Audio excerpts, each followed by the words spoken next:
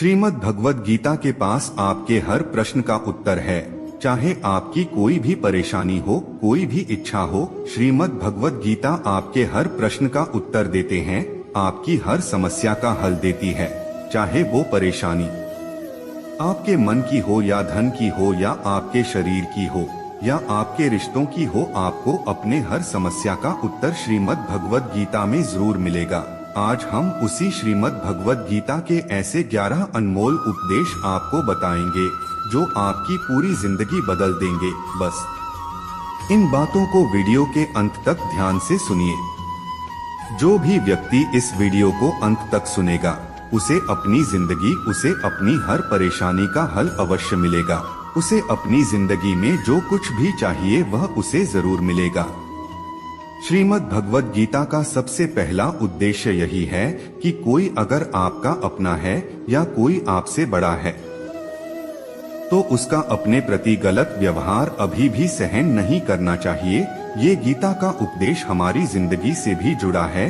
हम भी अपने मन की अधिकतर तकलीफों को यह सोचकर जिंदगी भर सहते रहते हैं, यह तो मेरा अपना है, यह तो मेरा बड़ा है, इसको हम कैसे कुछ कह सकते हैं। हम अगर नहीं सहेंगे, कुछ कह देंगे तो हमारे रिश्ते ही खराब हो जाएंगे, हमारे रिश्ते ही समाप्त हो जाएंगे। पर सोचने की बात यह है कि उस व्यक्ति को आप अपना कैसे मान सकते हैं जो आपकी तकलीफ की वजह अपना तो वह होता है जो हमारी तकलीफों को दूर कर दे। तो गीता का उपदेश है कि किसी को भी अपना फायदा मत उठाने दो, किसी को भी खुद पर जुल्म मत करने दो, क्योंकि आप जितना सहेंगे लोग आपको उतना सहने के लिए और मजबूर करेंगे।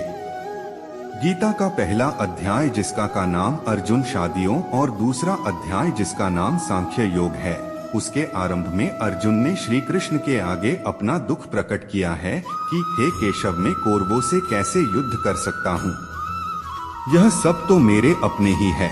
मैं कैसे भीष्म पितामह और द्रोणाचार्य से युद्ध करूंगा, क्योंकि वो दोनों मेरे पूजनीय हैं। इसलिए इन गुरुजनों को मारने से तो अच्छा है मैं भिक्षा के अंग को खाकर अपनी जीवन का गुजारा करूं। और जिन कौरवों से मैं युद्ध करने जा रहा हूं, वो सब धृतराष्ट्र के पुत्र मेरे भाई ही हैं, मेरे अपने ही हैं।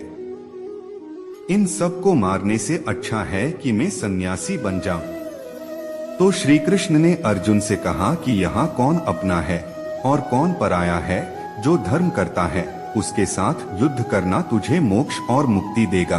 तो अपने इस मन के मोह को त्याग दे, नहीं तो सारा जग तेरी निंदा ही करेगा, तुझे दर को डोट रहेगा। बात अपने पराये की नहीं है, बात धर्म और अधर्म की है, बात सही और गलत की है। अगर तू गलत को सहेगा, उसका अंत नहीं करेगा, तो गलत करने वाले को और बल मिलेगा, वो और भी गलत करेगा। इसीलिए मन के मोह को त्याग करके युद्ध कर। महाभारत भी एक और कहानी भी है। जब अर्जुन के पुत्र अभिमन्यु की युद्ध में मृत्यु हो जाती है, तब अर्जुन बहुत दुखी होता है, रोने लगता है। वो श्री कृष्ण से कहने लगा कि मेरा पुत्र अभिमन्यु मर गया है, मैं यह तो बिल्कुल भी सहन नहीं कर सकता, मैं भी अपने आप को समाप्त कर लूंगा। फिर भगवान श्री कृष्ण उसे आत्माओं के लोक में ले गए, जहां अभिमन्यु आनंद से बैठा हुआ था। क्योंकि उसने क्षत्रिय उचित व्यवहार किया, इसलिए उसे उत्तम पद की प्राप्ति हुई। जब अर्जुन अभिमन्यु के पास रोते रोते पहुंचा, अपने पुत्र को देखकर अर्जुन बहुत प्रसन्न हुआ। उसे गले से लगाकर कहने लगा कि हे पुत्र, तेरे बिना तो मैं जी ही नहीं सकता, मैंने तो अपने जीवन की आशा का ही त्याग कर दिया है। तो अभिमन्यु कहने लगा कि आप कौन हैं? अर्जुन बोला, मैं तेरा पिता हूँ, तू मेरा पुत्र है अभिमन्यु।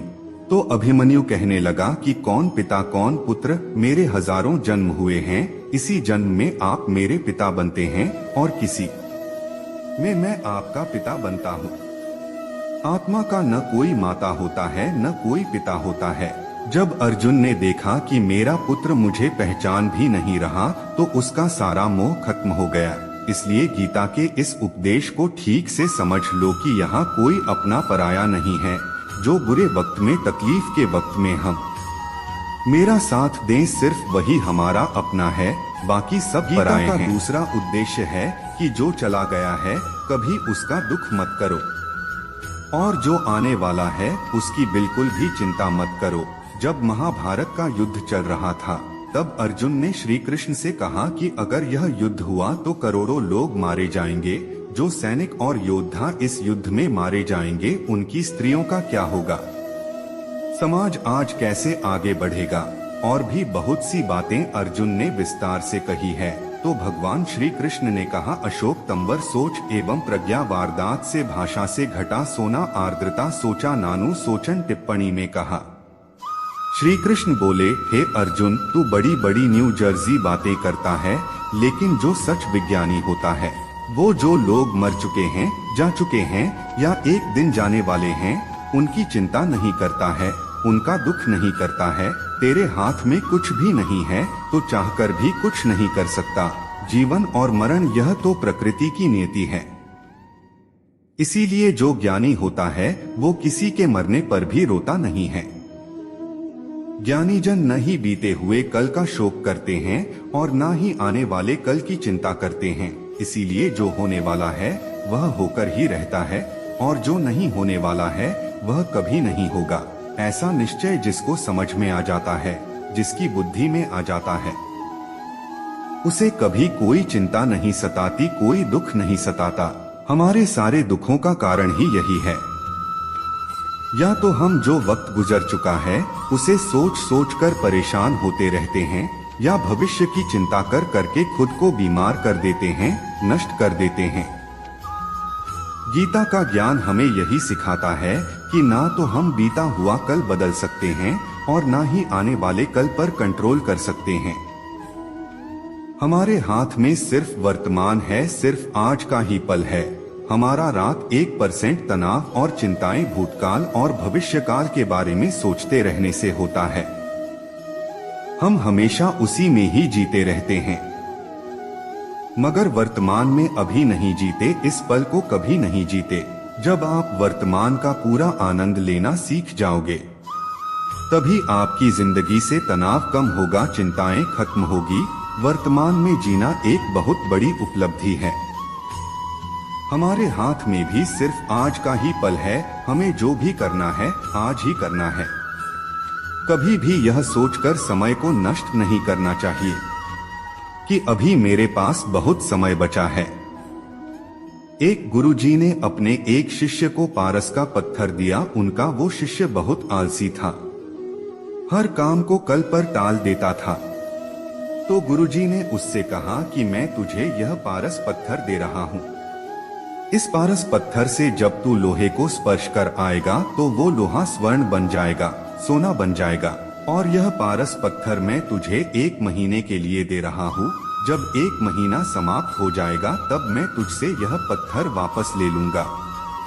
तब तक तो उस पत्थर को अपने पास ही रख। गुरुजी का वोट शेयर बाजार में लोहा खरीदने के लिए गया। जो बाजार में वह लोहा खरीदने पहुंचा तो उसे लोहे का रेट बहुत महंगा लगा। उसने कहा थोड़े दिन रुक कर ले लूंगा, जब लोहे का रेट कम हो जाएगा।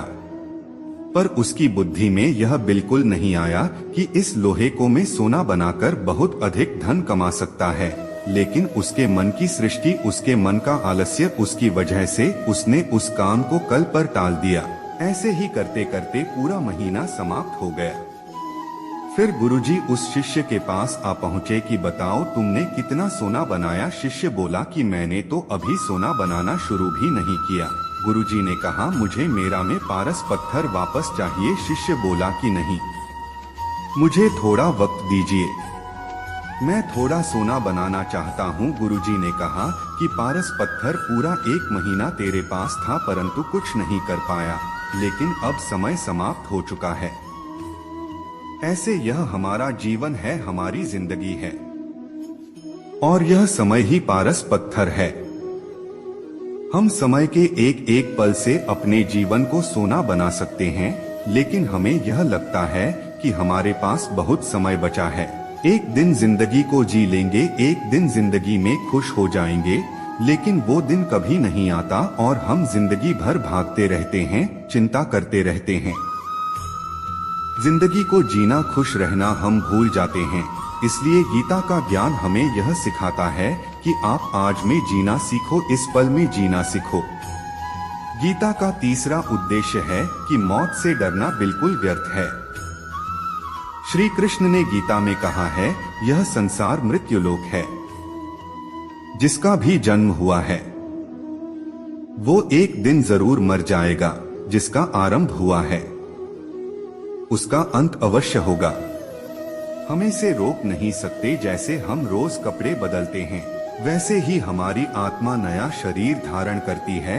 मृत्यु सिर्फ इस जीवन का एक नया आरंभ है, इस जीवन का अंत नहीं है। आत्मा कभी नहीं मर सकती और न ही उसे कोई मार सकता है, लेकिन मौत का डर मनुष्य को सबसे ज्यादा लगा रहता है। मौत का दुख भी इंसान को सबसे ज्यादा होता है। एक पेड़ में दो पक्षियों का जोड़ा रहता था। उन दोनों को एक दूसरे से बहुत प्रेम था। उन्होंने साथ जीने मरने की कस्में खाई थी। एक दिन वहां एक शिकारी आया और उसने तीर चलाकर वहां पेड़ पर बैठे मादा पक्षी को मार दिया। तो वो अकेला नर पक्षी रोने लगा कि मैं तुम्हारे बिना कैसे जी पाऊंगा। तुम्हारी जगह मेरी मृत्यु जाती, मेरा जीवन तुमको मिल जाता। वो रो रोकर बहुत विलाप करने लगा। इतने में ही उस शिकारी ने दूसरा तीर चलाया और उस नर पक्षी को भी मार दिया। वास्तविकता में यह कहानी हमारी ही है।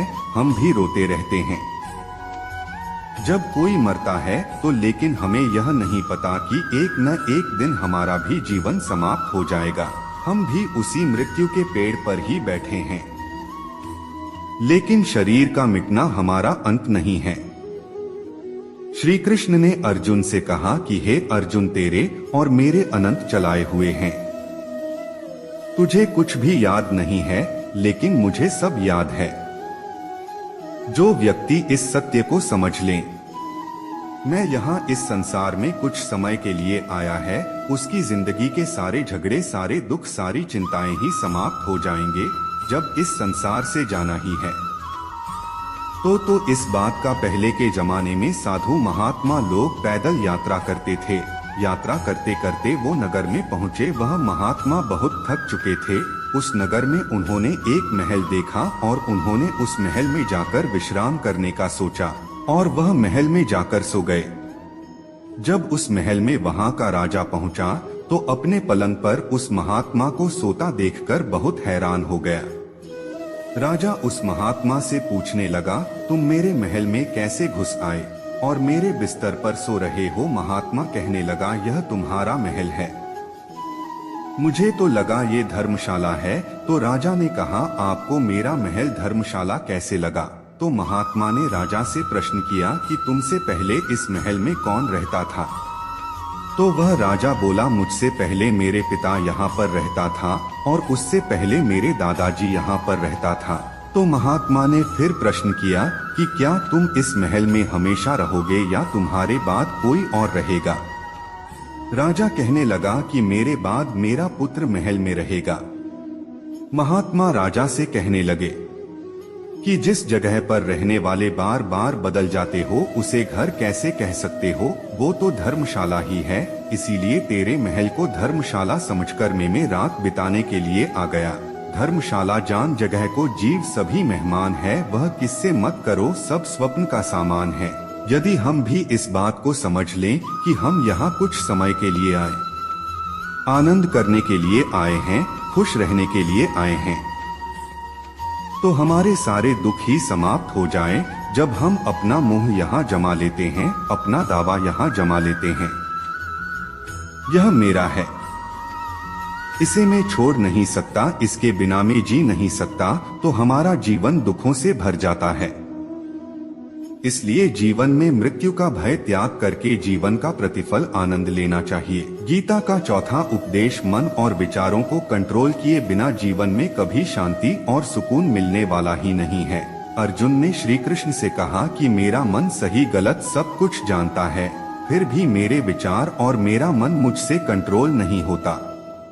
मैं जो करना चाहता हूँ वह कर नहीं पाता हूँ और जो नहीं करना चाहता हूँ वो मेरा मन उससे जबरदस्ती करवाता है। इसीलिए मैं बेचैन हो गया हूँ, मुझे शांति प्राप्त नहीं हो रही। तो श्री कृष्ण ने अर्जुन से कहा, उसके लिए तुझे अपने मन और विचारों से रिटायर होकर अपने मन और विचारों को सही दिशा में ले जाने की प्रैक्टिस करनी है। अभ्यास करना होगा और यह एक दिन का काम नहीं है। जब तक तू अपने मन और विचारों की गुलामी का त्याग नहीं करता, तब तक तुझे जीवन में कभी शांति नहीं मिलेगी। एक राजा था, वह बहुत बेचैन और परेशान रहता था। एक दिन वह अपने गुरुजी के पास गया और उनसे कहने लगा कि मेरा मन बहुत बेचैन है, मैं बहुत परेशान हूँ, मैंने पूरे संसार को जीत लिया है, सब कुछ है मेरे पास, पर मैं खुश नहीं, मेरे मन में सुकून नहीं है, शांति नहीं है। गुरुजी ने राजा से कहा कि तुम्हारे नगर में अगर कोई ऐसा व्यक्ति है जिसने सुकून को प्राप्त कर लिया है, शांति को प्राप्त कर लिया है, तो उसका एक बार कुर्ता पहन लो, तुम्हारे जीवन में भी शांति आ जाएगी। राजा बहुत प्रसन्न हो गया कि यह तो बहुत आसान काम है।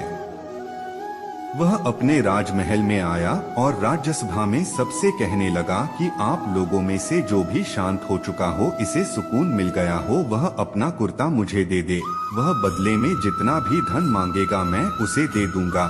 सब लोग एक दूसरे का मुंह देखने लगे, पैसों का लालच आया, लेकिन सबको एक दूसरे की सच्चाई बता दें, क्योंकि किसी की जिंदगी में भी शांति और सुकून नहीं था। सब अपना सर झुकाकर वहां पर खड़े हो गए। पेरू राजा ने पूरे नगर में नोरा बता दिया कि जिसे भी शांति प्राप्त हो चुकी हो, सुकून प्राप्त हो चुका हो, तो मेरे पास आकर अपना कुर्ता दे, वो जितना कहेगा उसे उतना ही धन दिया जाएगा। लेकिन एक भी व्यक्ति ऐसा नहीं मिला जिसे शांति प्राप्त हो चुकी है। वास्तविकता में जब कोई मरता है तब हम कहते हैं कि वो फला व्यक्ति आग शांत हो गया। कभी किसी जिंदा इंसान के लिए नहीं सुना एक जीता जागता इंसान शांत हो गया है। राजा के सैनिक पूरे शहर में घूमते रहे, फिर उन्हें पेड़ के नीचे एक महात्मा तपस्या करता दिखा, के चेहरे पर एक शांति सुकून था। उस सैनिक उस महात्मा के पास आकर पूछने लगे कि क्या आपने शांति प्राप्त कर ली है, सुकून प्राप्त कर लिया है? महात्मा ने कहा, मैं पूरी तरह से शांत हो। तो सैनिक उसे राजा के पास ले आए। राजा ने उस महात्मा से प्रश्न किया कि क्या आपको शांति और सुकून प्राप्त हो चुके हैं? वह महात्मा कहने लगे, महाराज मैं पूरी तरह से शांत, मुझे कोई चिंता नहीं, मुझे किसी चीज की लालच ने मुझे कोई इच्छा नहीं है। तो राजा भी बहुत प्रसन्न हो गए कि आखिर वो व्यक्ति मिल ही गया, इसे शांति की प्राप्ति हो चुकी है, इसे सुकून प्राप्त हो चुका है। तो राजा उस महात्मा से कहने लगे कि है महात्मा, आप कृपया करके अपना कुर्ता मुझे दे दीजिए, बदले में आप जो मांगेंगे मैं आपको दे दूंगा। वह महात्मा कहने लगे कि महाराज, सुकून और शांति तो मुझे मिल चुके हैं, लेकिन क्या करूं? मेरे पास कुत्ता ही नहीं है पहनने के लिए जो मैं आपको दे सकूं। जब राजा ने उस महात्मा की यह बात सुनी कि इस महात्मा के पास कुर्ता भी नहीं है पहनने के लिए, उसके बाद भी कि महात्मा एकदम शांत है, इसके जीवन में सुकून है, मैं सारी जिंदगी धन को जोड़ने में लगा रहा, दुनिया जीतने में लगा रहा, लेकिन मुझे शांति नहीं मिली, सुकून नहीं मिला। क्योंकि शांति और सुकून बाहर की चीज नहीं है, अपने भीतर की चीज है। इसीलिए जब तो कोई व्यक्ति अपने मन और विचारों को कंट्रोल नहीं करता, तब तक उसके जीवन में सुकून और शांति नहीं आती। और गीता का उपदेश हमें यही सिखाता है कि जीवन में शांति चाहिए। मन को शांत करना सीखा गीता का पाठ का आदेश दिए हैं। वासना, क्रोध और लालच सर्वनाश का कारण नरक का द्वार है।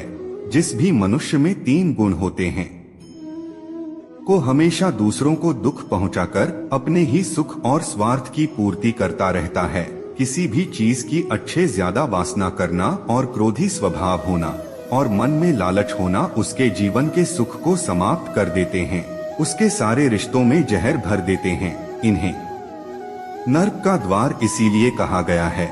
लेकिन जिस इंसान में अत्यधिक क्रोध, लालच है, वासना है, उसका पूरा जीवन जहर से भर जाता है। उसको मरने के बाद नहीं जीते जी यहीं पर नरक का दर्शन होता है। गीता का छठा उद्देश्य है, इससे भगवान एक ही है, छोटा बड़ा नहीं है, सब एक परब्रह्म परमात्मा के अलग अलग रूप और नाम है। कृष्ण ने गीता के 10वें अध्याय विभूति योग में बताया है कि जितने भी जगत के देवी देवता हैं वो सब मेरी ही विभूति है। मैं ही हूँ, मैं ही इंद्र हूँ, मैं ही यक्षराज कुबेर भी हूँ, मैं ही अग्निदेव है।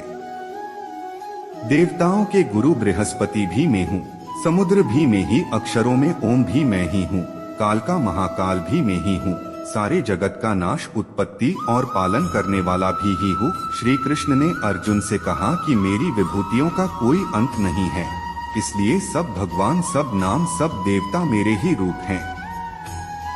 इसीलिए तो किसी भी देश या ईश्वर में अभी भेद मत करना, कभी किसी को छोटा बड़ा मत समझना। और गीता का उपदेश हमें यह सिखाता है, कभी भी किसी दूसरे के साथ को छोटा नहीं समझना चाहिए या इस बात पर झगड़ा फसाद नहीं करने चाहिए कि कौन बड़ा है और कौन छोटा है। 33 गीता का 7वां उद्देश्य है, सुख की इच्छा ही आखिर में हमारे दुखों का कारण बनता है। श्री कृष्ण ने अर्जुन से कहा कि मनुष्य जितना सुखों की लालसा और इच्छा करता है, उतना ही उसकी इंद्रियां सुख भोग में आसक्त हो जाती है, उतना ही इंसान का मन संसार के सुख और आकर्षण का गुलाम बन जाता है, और जितना सुख के पीछे भागेगा उतना ही उसे दुख के अनुभव से भी गुजरना पड़ेगा, क्योंकि यह संसार का नियम ही है। जो चीजें शुरू में मन को बहुत आकर्षित करती है, बाद में बहुत दुख देती है, और जो चीजें शुरू में मुश्किल लगती है, बाद में हमें बहुत काम आती है। गीता का 8वां उद्देश्य है, जो भी मनुष्य दुनिया के सारे सहारे छोड़कर सिर्फ भगवान को ही अपना सहारा मान लेता है, उसकी हर जरूरत को ईश्वर पूरी करता है। उसकी हर प्रकार से रक्षा वह परमात्मा ही करता है। अन्य न्यास चिंता यू मान ये जनाब परियों पास थे। शाम नित्या भी युक्ता नाम योग क्षेम वहाँ में हम जो भी व्यक्ति मुझे ही अपना सहारा मानता है, उसका योग से मैं वहन करता हूँ। योगक्षेम वहाँ में हम अर्थात जो चीज नहीं मिली है उसकी प्राप्ति कराना उसका नाम योग है, और जो चीज जीवन में मिली हुई है उसकी रक्षा करना उसका नाम क्षेम है। तो श्री कृष्ण कहते हैं, जो मुझ पर डिपेंड हो जाते हैं उनको जो चाहिए वो मैं जरूर देता हूँ, और उनकी हर प्रकार से मैं रक्षा भी करता है। गीता का 9वां उद्देश्य है, इस संसार में हमारा कुछ भी नहीं है।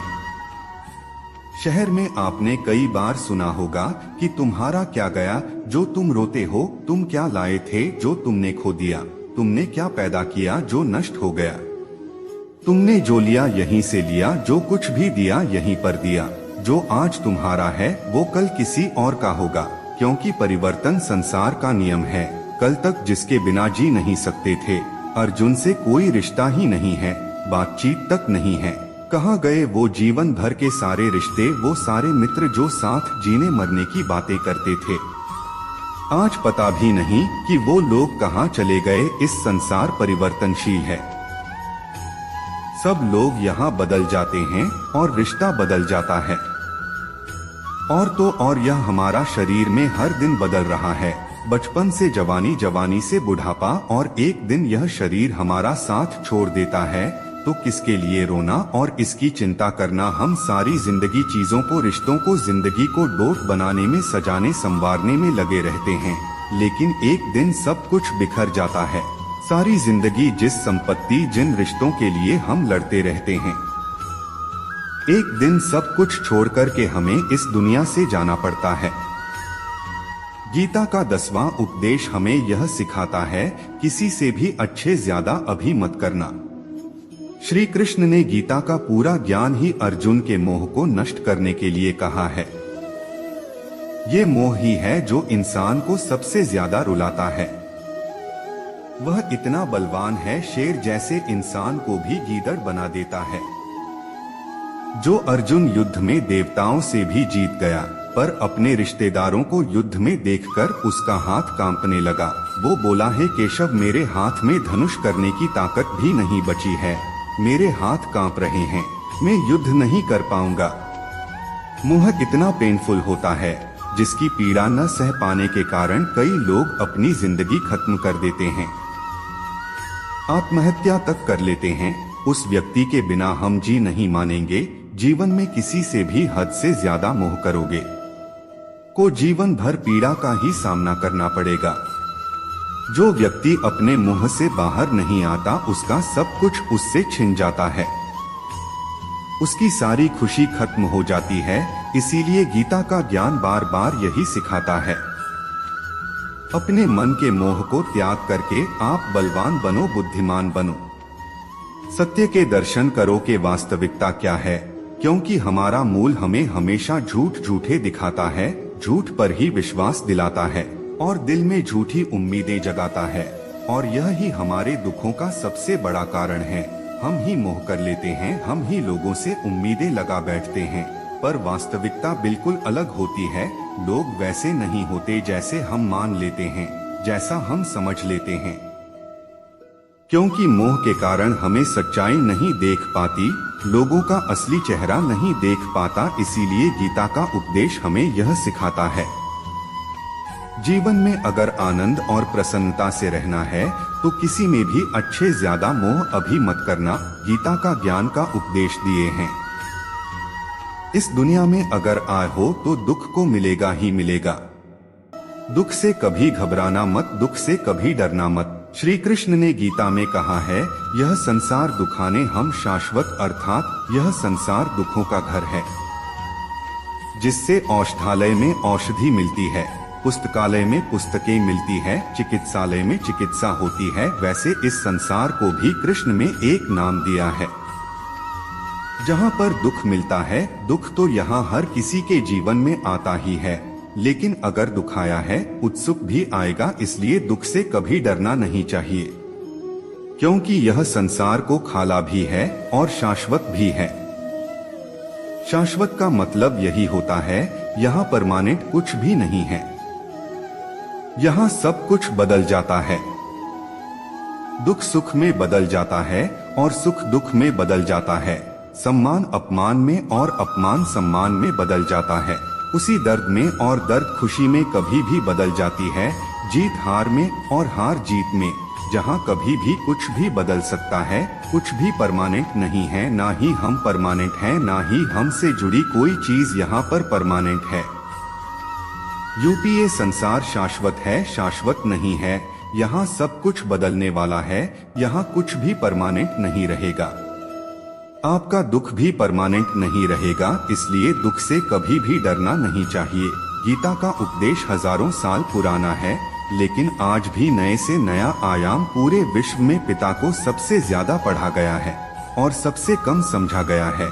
श्रीमद् भगवत गीता के उपदेश अगर कोई व्यक्ति ठीक से समझ ले और उसे अपनी जिंदगी में उतार ले, को ये पर की बात है, वह अपनी जिंदगी में तो वह चाहे वो हासिल कर सकता है। अपने जीवन की हर समस्या से एक पल में बाहर आ सकता है। श्रीमद् भगवत गीता के दिव्य उपदेश को हमें बार बार सुनना चाहिए, हर रोज सुनना चाहिए। जब भी जीवन में कोई चिंता या परेशानी आए, एक बार इस उद्देश्य को जरूर सुन लेना और मन में यह विश्वास रखना, गीता का उपदेश आपकी जिंदगी के हर परेशानी में आपको राहत अवश्य दिखाएगा।